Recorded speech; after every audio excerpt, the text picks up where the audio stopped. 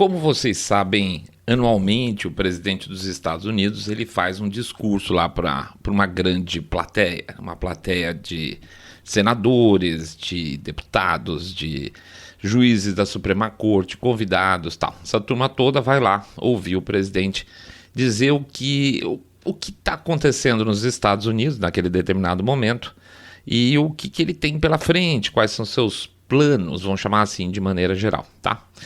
Um tanto de propaganda política, geralmente. Então, o State of the Union é é basicamente propaganda política. É um dia em que o presidente dos Estados Unidos tem para fazer o seu comercialzinho lá, tanto para a situação quanto para a oposição e para o público em geral, porque a imprensa dá grande importância para o negócio. Então, você fala para milhões e milhões de americanos.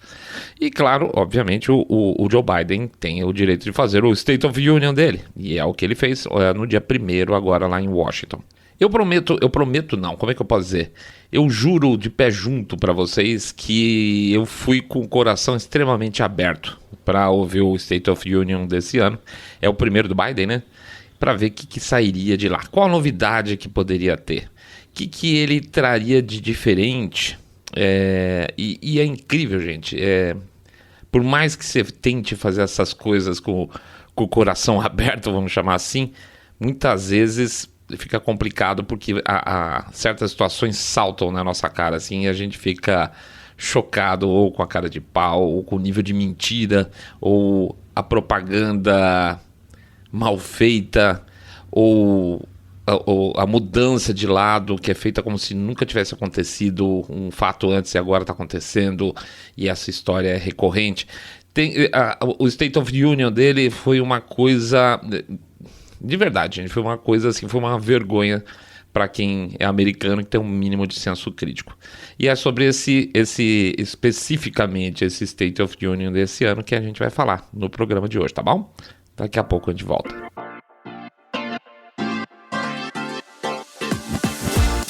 Saindo da bolha. Menos notícia, mais informação para você. Assistimos o The State of the Union para você não precisar assistir. Bem-vindos ao Saindo da Bolha, esse é o nosso episódio 121. Então, como eu falei, vamos falar do tal do State of the Union. Mas antes, obviamente, a gente vai fazer o nosso jabacito rápido, agora nesse novo formato compacto.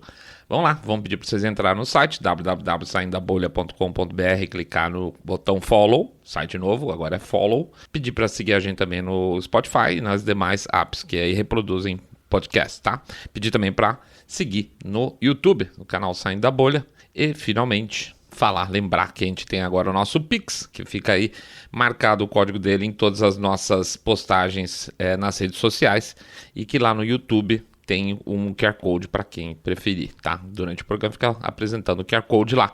E que a gente fala sempre, por favor, gente, não tem vergonha. 1, 2, 5, 10 reais, pingado não é seco. E também lembrar que tem uma sugestão aí do pessoal, R$1 por episódio. R$1 por episódio, a gente agradece pra caramba, tá bom? Vamos lá, vamos em frente. Vida que segue. Lá vai o Biden descer na ladeira. Bom, nada diferente na abertura. O State of the Union sempre é vamos dizer assim, uma representação política muito forte. Existe um reconhecimento à figura do presidente da República, da presidência, vamos chamar assim, que a gente fala aqui no Brasil, não obrigatoriamente ao representante. Então, tem todo aquele aparato, tem todo aquele ritual, o pessoal bate palma de pé, aquela coisa sempre, tá? Então, chegou o cara, eles agradecem, tem a apresentação. E aí começa o Joe Biden falar. Algumas coisas aí para começar. Primeiro que você vê a dificuldade dele de ler o que ele tá lendo, um olhinho apertadinho. O que tá escrito aqui, tá? Tem uma cara assim de um certo sofrimento, você vai fazendo uma força para ele ler junto tudo. Segundo, que ele claramente tá meio no bagaço, né? Não é que ele esteja caindo aos pedaços, ele levou bem lá 1h12 de discurso, até que foi bem. Já teve situações aí que foi pior.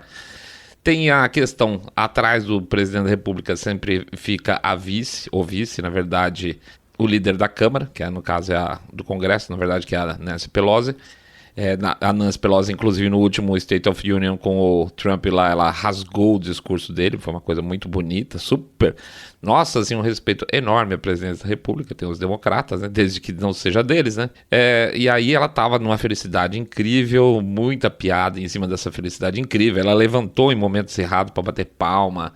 Eu vou até botar alguns vídeos lá, porque foi muito engraçado as bobagens dela. Muita sugestão de que ela devia estar chumbada ou alguma coisa, porque ela estava lá mordendo os dentes em demasia, lambendo os lábios em demasia. Ela tem essa fama de, além de beber, usar outras coisinhas também, apesar de já não ser tão novinha, né? Muito bem, tá as duas palhaças lá atrás e interessante, todo mundo sem máscara, fora os assistentes, tá? Então você tem um congresso entupido de gente sem máscara e os assessores ali do lado do balcão, do púlpito, onde tá o Biden, os dois de máscara. É a representação da elite mundial, né? Ou seja, nós não precisamos usar máscara, mas esses fedelhos aqui, peãozada, esses dois vão ter que usar porque, sei lá, deve ser, essa turma é meio suja, né? Muito bem, e aí o Biden começa e vai começar já falando sobre Covid, né? E ele começa falando sobre Covid rapidamente, numa pegada meio de união, tá?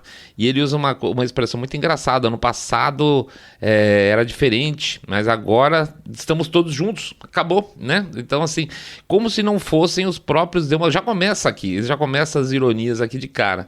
É como se não fossem os próprios democratas e os burocratas do Partido Democrata que tivessem forçado uma divisão de máscara, anti-máscara, vacinado, antivacinado. Antivacinado é ótimo, anti-vax. A gente viu nas redes sociais gente que era super a favor da vacina, desejando que os republicanos que não tivessem vacinado morressem mesmo, porque assim ficava mais fácil ganhar na eleição no ano passado. Uma coisa muito bonita, né? Toda aquela divisão que a gente conhece, que eles sabem promover. Agora não. Agora, por incrível que pareça, a ciência mudou no dia ali do State of Union, né? Agora tá tudo certo. Tá? Ele é super legal, ele quer todo mundo junto de novo porque ele estalou o dedo, né? Ele é o presidente da república, todo mundo é otário e a mídia vai ecoar esse tipo de coisa, que tá na hora de nos unirmos agora porque acabou a pandemia no dia do discurso dele, uma coisa super bonita. E aí a partir de 2 minutos ele começa a falar de Ucrânia, tá? Então ele pau na máquina de Ucrânia ali direto. Só para vocês saberem, o discurso dele teve, se não me engano, 1h12 mais ou menos. Passa os primeiros 2 minutos pregando a união e ele já vai para cima da Ucrânia. De cara já dá uma bola fora, ele troca mall por wall, então ele fala sobre temos que derrubar os shoppings em vez de derrubar os muros, né?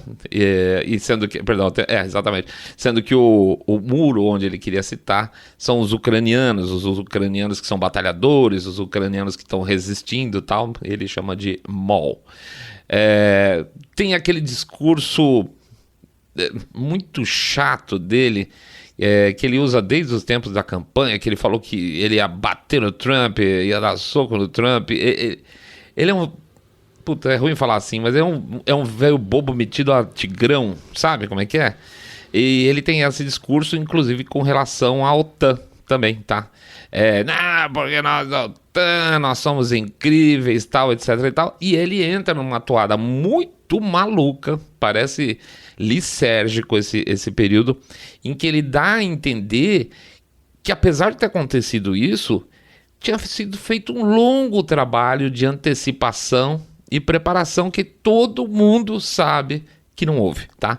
Como se eles já soubessem de tudo que isso ia acontecer naquele determinado momento, onde eles chutaram 1000 vezes a data da eventual invasão e no dia da invasão ninguém tinha falado nada, né?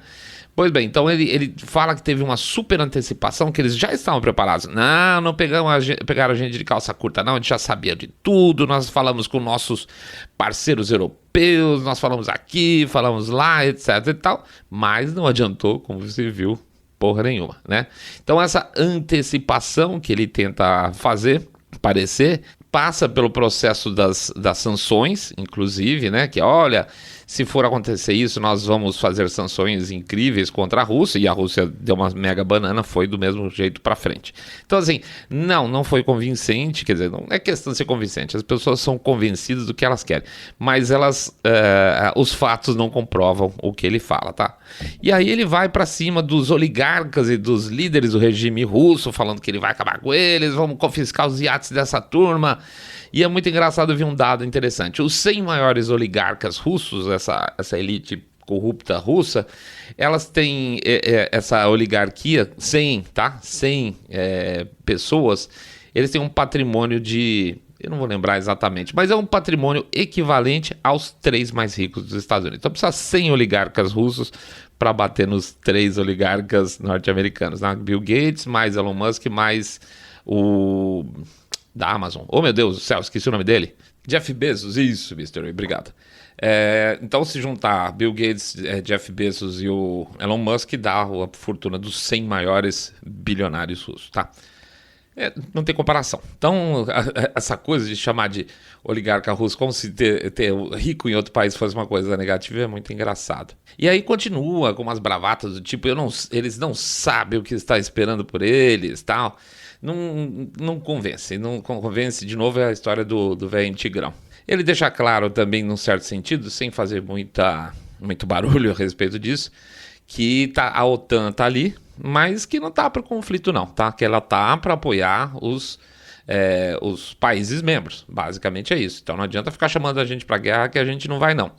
E aí ele entra com uma questão muito interessante, porque como tem a guerra, tem os problemas econômicos associados a isso, ele fala que vai usar 30 milhões de barris de petróleo da reserva americana, o que é uma bobagem gigantesca, porque isso aí não faz nem cócega, mas nem começa com a necessidade norte-americana, e ao mesmo tempo é uma coisa totalmente imbecil, porque a reserva estratégica norte-americana de petróleo é feita para, no caso de acontecer uma coisa gigante, que pode acontecer, ora, como não, pelo menos ter petróleo ali para poder fazer combustível para quê? Para os aviões de guerra, para os navios, para manter eletricidade em serviços vitais. E aí o cara tá botando parte dessa reserva estratégica, queimando para dizer que vai baixar o preço do petróleo, não vai baixar nada, tá? Então, assim, é só discurso e ainda é uma ação absolutamente crítica. E aí uma coisa engraçada, porque ele começa a tentar colar o preço da gasolina, o aumento da inflação de maneira geral, na questão da guerra, no Putin, tá? Seria mais ou menos que falar que é culpa do Bolsonaro também. Mas assim, o preço da gasolina já vem subindo há algum tempo aí por várias questões. Então, não. Por mais que eles tentem desviar o assunto, os preços estão subindo nos Estados Unidos desde muito antes da guerra agora, tá? E aí ele muda o tom, sai dessa coisa raivosa, sou tigrão, etc e tal, e ele tenta fazer também, ele faz às vezes essa jogadinha de fazer o vovô bonzinho, e ele fala com vozinha assim, tudo vai dar certo, pessoal. Tudo vai dar certo, tá? Bem paternal, super, desculpa, ridícula. E essa altura já tem 19 minutos e o cara tá que fala de Ucrânia, tá? Você vê que é um tempo muito grande dentro de todo o assunto. E aí ele volta falando da união das pessoas, fazendo protesto em todo mundo contra a invasão da Ucrânia, que ele não tem nada a ver com isso. Não sei por que ele menciona, porque não é ele que está incentivando, eles não estão em apoio aos Estados Unidos, então isso é absolutamente irrelevante. É só para mostrar o seguinte, olha, do outro lado de lá tem um cara ruim, e eu não sei esse cara ruim. Por favor, olha para lá, hein? Olha para lá. E aí ele dá uma super bancada. Ele diz que o Putin nunca vai ganhar o coração dos iranianos. Pois é. E é engraçado que a Kamala tá sentada lá atrás, ela se arruma na hora que ele fala que ele não vai ganhar o coração dos iranianos em vez dos ucranianos. E você vê que a boca dela fala baixinho assim, Ucrânia. Tá? Eu acho que é um desespero ela ter repetido. E aí ele começa a falar da inflação, tá? Ele entra em um tema econômico, um pouco depois desses 19 minutos, acho que foram 21 minutos falando de Ucrânia. Ele começa a falar de inflação, que o pai dele sofreu muito com crise econômica, ninguém está interessado, é bem na verdade. Ele critica em seguida o Trump. Você vê, ele tá tirando do quanto é lado. É o Trump, o Putin, olha os protestos no mundo, olha meu pai, na época do meu pai tinha inflação, como ele sofreu, viu? Então, e o Trump? Ele não é presidente, até agora ele tá contando histórias, tá? O Trump, segundo ele, que, aspas, só ajudou os riscos, e aí esse é o único momento em que não houve aí um silêncio sepulcral ou palmas, mas na verdade teve um zoom meio vaia, tá? E que ele joga que o Trump só serviu para ajudar os ricos, né? E aí vem uma outra fase, uma outra gafe aí meio famosa, se não me engano, foi o Chuck Schumer, que pegou, foi levantar para bater palma, ele levantou para bater sozinho, e ficou olhando pro lado, sentou pro lado e desculpa aí e tal. Mas assim, tava mal combinado, vamos chamar dessa forma. E aí ele continua também o discurso com referência à interferência do Estado. Basicamente, a interferência do Estado. É gastar dinheiro, tá, gente? Ele fala que vai gastar dinheiro porque vai ajudar a classe média a crescer, e que vai, e tenta de alguma forma empurrar o preço desse crescimento para a classe média, porque assim, olha, vou ter que gastar dinheiro por causa da classe média que precisa crescer, tá? É isso aí. E aí ele puxa mais, aí ele começa a fazer um pouco, normalmente se faz no State of Union, que é falar um pouco do que ele quer passar pela frente, qual é o próximo ano da administração. E ele, primeira vez, ele bate ali no Infrastructure Bill, né? Agradece, aliás, ter passado com a ajuda dos republicanos. Então isso é uma realização na visão dele. E, aliás, alguns republicanos que não eram os famosos rhinos passaram essa Infrastructure Bill, que é um caminhão de dinheiro, sendo que uma parte reduzida disso realmente relacionada com infraestrutura, o resto é distribuir dinheiro para o mundo todo e para causas estranhas. E aí ele começa a lembrar que vai ter, pelo Infrastructure Bill, vai ter postos de carga para carro elétrico distribuído para os Estados Unidos todo, que eles vão ter que dar um jeito, que já tem 4 mil projetos de internet de baixo custo para o cidadão, que eles vão consertar 65 mil quilômetros de estrada, muita coisa, 1.500 pontes e viadutos estão caindo aos pedaços, e ele teria falado, daí é a primeira vez que ele fala da China, inclusive, que ele falou pro Xi Jinping que nunca seria bom apostar com os Estados Unidos. É engraçado, né? Porque os dois devem estar dando risada até agora dessa afirmação. E ele e o Putin. Lembra que tem um orçamento de 600 bilhões de segurança americano. Ele faz um apelo, então, para compras apenas nacionais e que todo esse processo do Infrastructure Bill vai ser sendo comprado só produtos nacionais. Aço americano, cabos americanos, tudo tem que ser americano.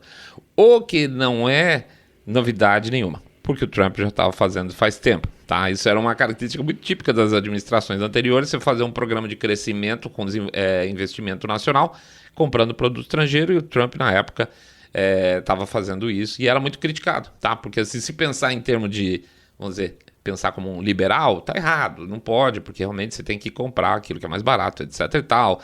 Reserva de mercado nunca é lá grande coisa. Mas, basicamente, era o que o Trump estava fazendo, ou preparando para fazer o que não brecaram dele, né?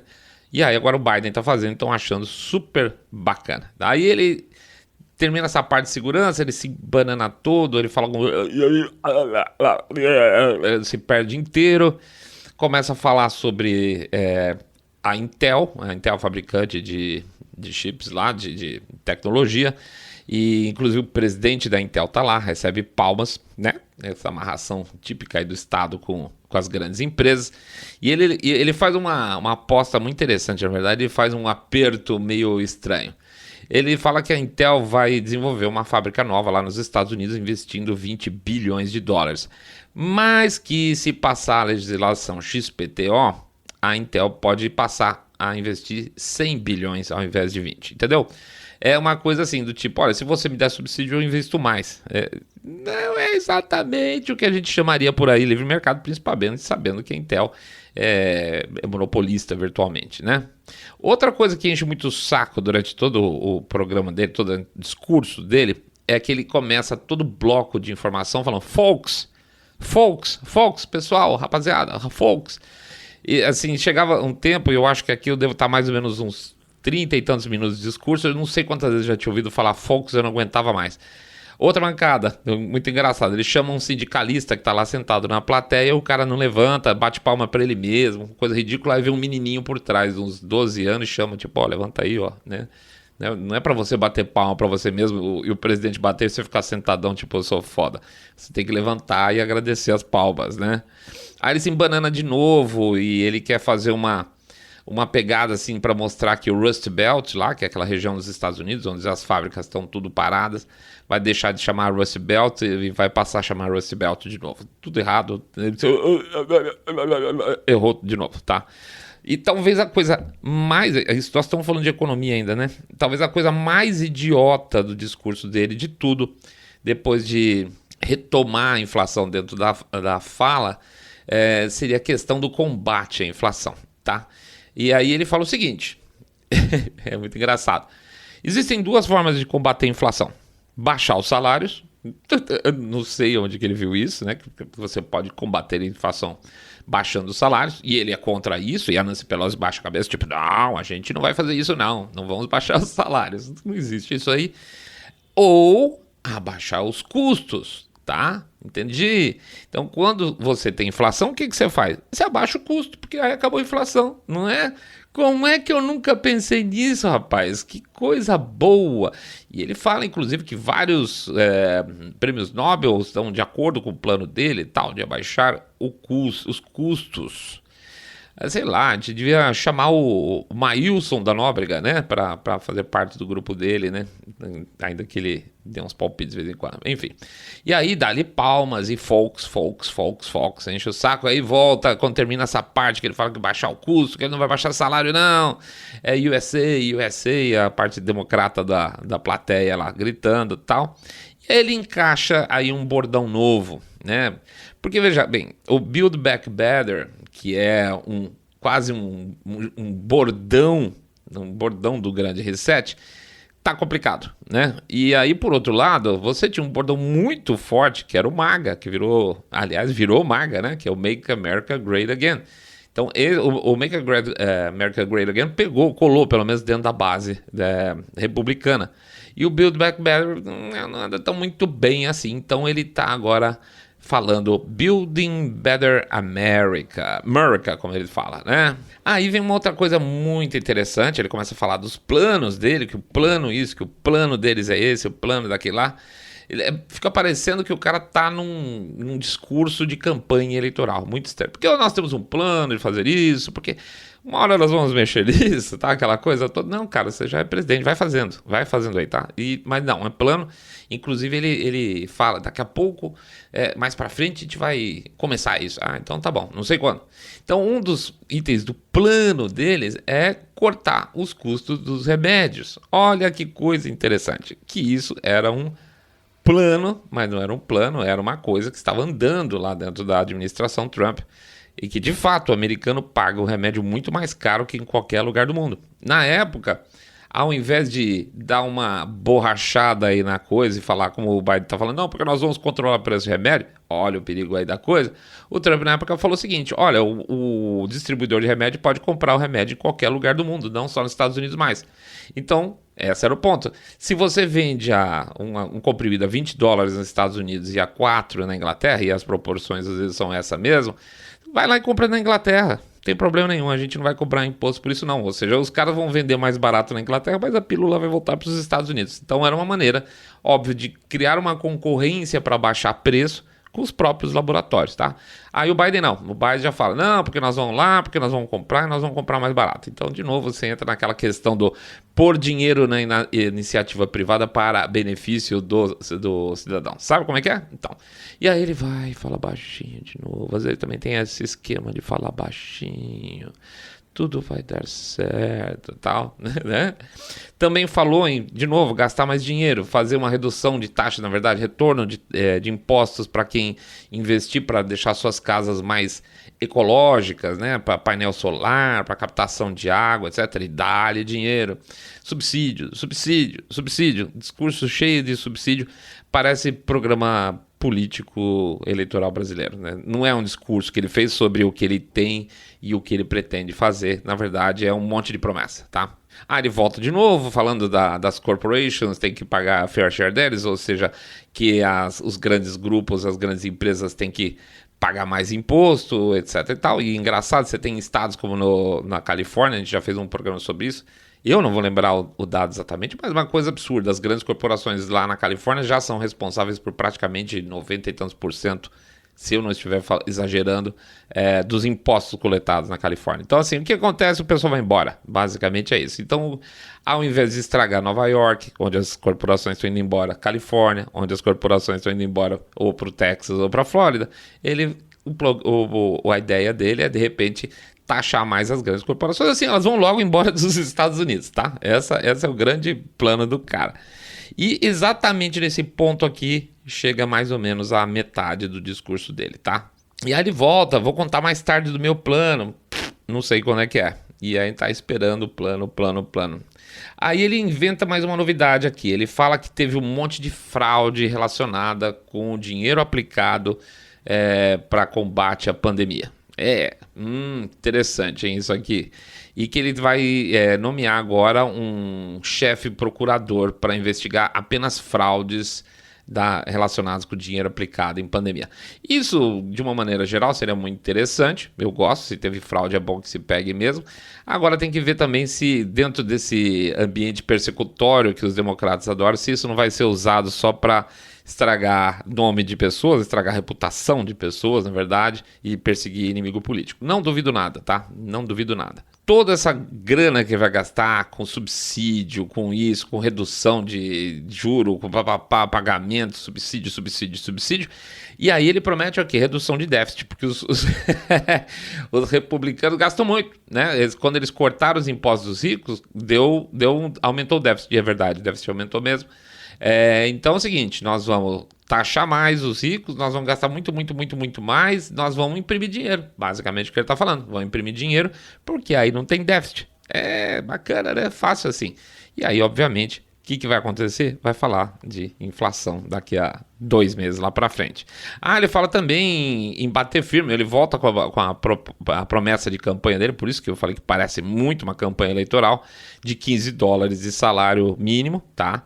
E, claro, esticar boa parte dos benefícios que estão sendo aplicados hoje em relação à pandemia para a população em geral, em termos de estímulo, porque é o que acontece sempre, né? Sempre que o Estado gera um estímulo para a população, a coisa mais improvável que acontece é depois eles retirarem esse estímulo. Isso acaba virando política de Estado e não mais política de governo. Ou seja, vai lá socar déficit público de novo. E, obviamente, é a população que vai pagar isso tudo mais cedo ou mais tarde, tá? Aí ele volta para a questão da Covid, agora falando especificamente, fala que as pessoas estão cansadas, elas estão exaustas, jura verdade? Pois é, então sim. E olha, né, mudou a ciência, né? Agora nós vamos em frente, agora acabou, mas vamos ficar de olho, nós vamos comprar pílula, nós vamos comprar mais vacinas, vamos ficar super preparados, vacina para pelo menos 5 anos, estamos correndo para deixar tudo de pé. E que interessante, aí ele fala o seguinte, que no plano dele vai ser assim, a pessoa acha que está doente, ela vai na farmácia, olha que beleza, você vai pular intermediário. Se a pessoa acha que está doente, ela vai na farmácia, compra o teste ali, aliás, faz o teste na farmácia ali na hora, de graça, subsidiando isso, e já pega as pílulas novas da Pfizer de graça na farmácia também, tá? Tudo bancadinho pela Pfizer. Então você vai na farmácia, pula o médico. Pra que médico? Esses médicos estão atrapalhando muito, assim não vai dar para vender remédio, né? Então você já entra, se der positivo, você já compra, já ganha a pílula da Pfizer de graça. Como eu queria ser indústria farmacêutica nessa hora, tá? Então ele fala que é time to America get back to work, como se nunca tivesse sido os governos democratas e o governo central que fez todos os tipos de restrição possível, imaginável, só não matou o nego não vacinado porque não podia, pegava mal. Agora para ele é time to get back to work, tá? E as nossas crianças, elas precisam voltar para a escola, gente. Precisa voltar para a escola, sendo que exatamente os democratas foram os que mantiveram as crianças longe da escola por mais tempo. Uma completa insanidade. Parecia que eu estava assistindo alguma coisa de algum outro país onde eu estava no universo paralelo. E agora ele pede união, né? Com o fim da Covid, união. Incrível, assim. Até anteontem eram horrorosos, eram pessoas negacionistas, podres e tal. E agora vamos falar de união. Né? 45 minutos de discurso, eu querendo ter uma overdose de nicotina, sem sacanagem, acho que eu já tinha fumado uns 3 cigarros pelo menos. Aí ele vem falar de segurança, gente, na boa. Ele vem falar, começa a falar de Nova York, ele foi em Nova York, conversou com as pessoas lá, e eu sei, porque meu passado tem a ver tudo com essa questão de segurança, eu manjo pra caramba, que ele direcionou 350 bilhões para estados e municípios para ajudar nesse período de crise para cuidar da segurança e tal, e aí ele entra com uma das maiores loucuras de todo o discurso, ele é aplaudido de pé pelos democratas com a cara toda, assim, mas uma cara que dá vontade de falar, what? O que é que está acontecendo, meu Deus do céu, o que eu estou assistindo aqui? Que ele fala que, não, a ideia é dar dinheiro para a polícia, não defund the police, fund the police. Meu Deus, foram os governos democratas, e por sinal, onde as cidades e estados democratas estão explodindo em crime. A curva de criminalidade nesses lugares é uma coisa absurda hoje, e ele vem falar que ele conhece, que ele apoia, que... Eles esquecem o passado assim de uma maneira incrível. E quando estou falando passado, estou falando de 3 dias. É como se a pessoa tivesse um boot na cabeça e ela começasse de um outro jeito. Então, não, nada disso. O negócio é dar dinheiro para a polícia. E o pessoal levanta e bate palma e tal. Eu tava olhando e falei, o que está acontecendo aqui? Faz uma semana a gente botou um vídeo no ar sobre isso, ou 2 semanas. Eu vou ver se até junto o vídeo dele com o anterior que eu fiz e boto no YouTube de novo. Não é possível um troço desse. De novo entra... questão de armas, que tem que ver direito esse negócio de arma, que não pode ter arma para todo mundo, porque tem que tomar cuidado, que tem que fazer background check, que já é feito, é uma bobagem gigante falar que pedir coisas que já existem na legislação deles. E aí, pegou. Ele ataca os estados que alteraram as suas leis eleitorais. Ele ataca os estados que alteraram a lei eleitoral pedindo identificação. Tá? Assim, supressão de votos. Esses caras estão atacando a democracia americana porque estão pedindo identificação de voto, tá? Isso para os caras é crime, né?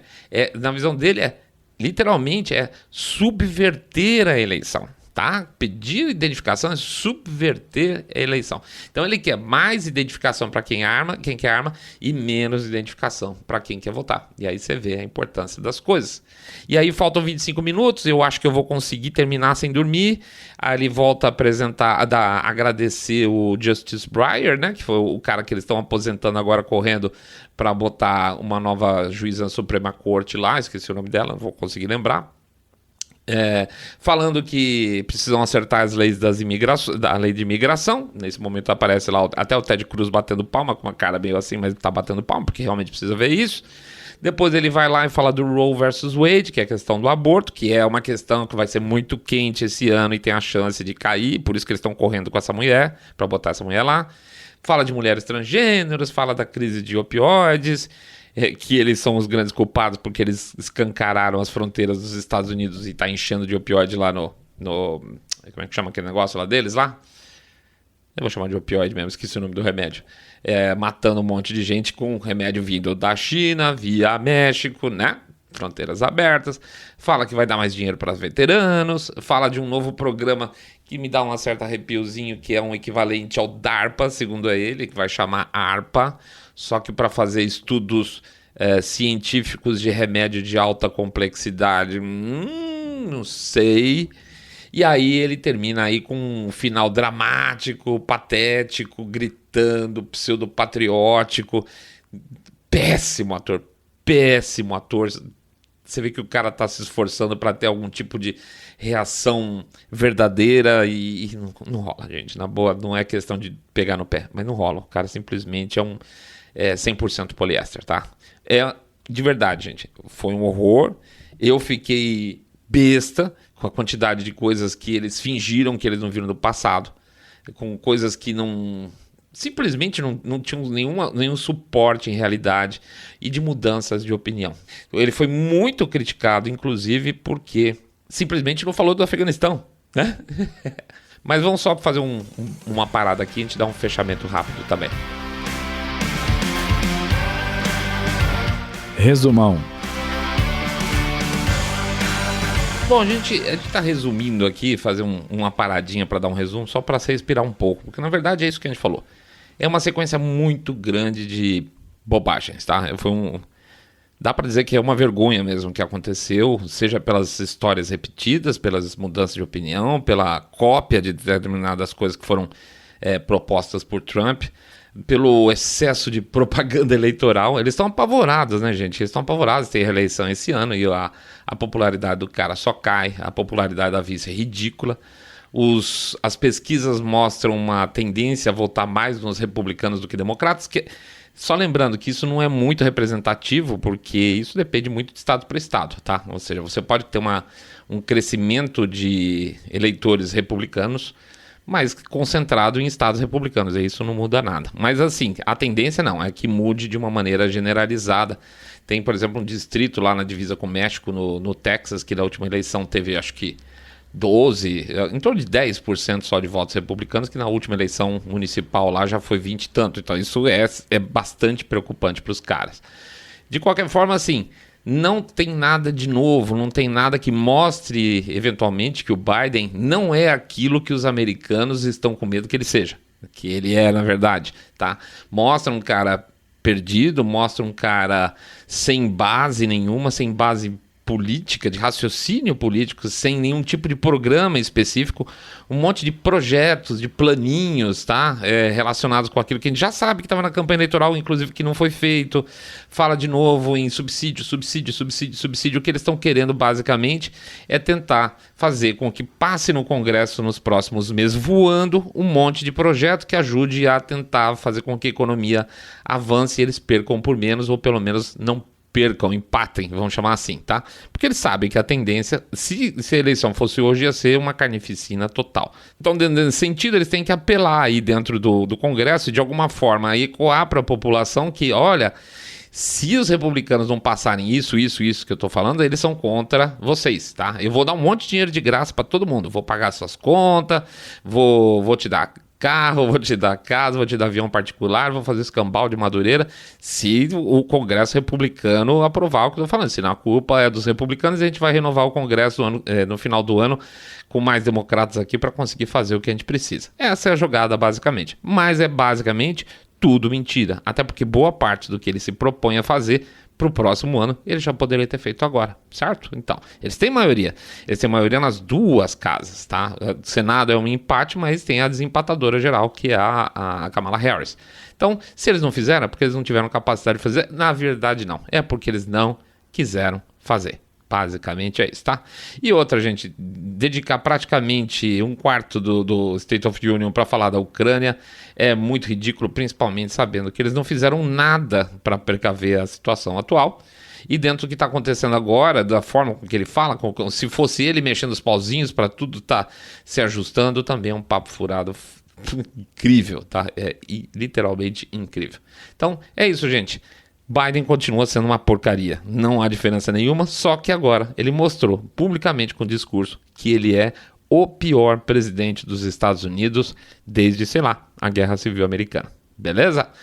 Vamos lá, então vamos fazer agora o nosso Jabacito Expresso. Pedir para vocês entrarem lá no site www.saindodabolha.com.br, clicar no botão follow ou seguir a gente no Spotify, Podcast Addict, Google Podcast, Apple Podcasts. E também, claro, para seguir a gente no nosso canal no YouTube.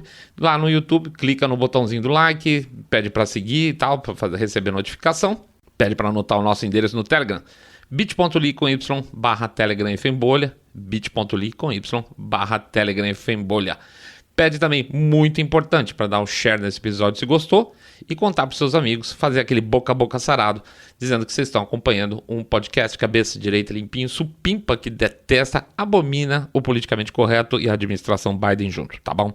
Finalmente, também lembrar, claro que tem o nosso Pix, tá? O Pix tá o código dele em todas as nossas postagens e o QR Code sempre lá no nosso episódio no YouTube, tá sempre mostrando lá bonitinho. Não se esqueça, 1, 2, 5, 10 milhões de reais, pingado não é seco e, se possível, R$1, a sugestão é legal, R$1 por episódio. Se eu sair da bolha, Mr. Way, Rogerão, todo mundo agradece uma barbaridade, porque mantém nossa máquina funcionando, tá bom? Então é isso aí, pessoal. Boa semana pra todo mundo. Vamos correr, né? Vamos correr, segundona. Opa, tá na hora de trabalhar de novo. Não tem jeito, fazer o quê? E é isso aí. Fiquem todos muito mais super bem. Saindo da Bolha.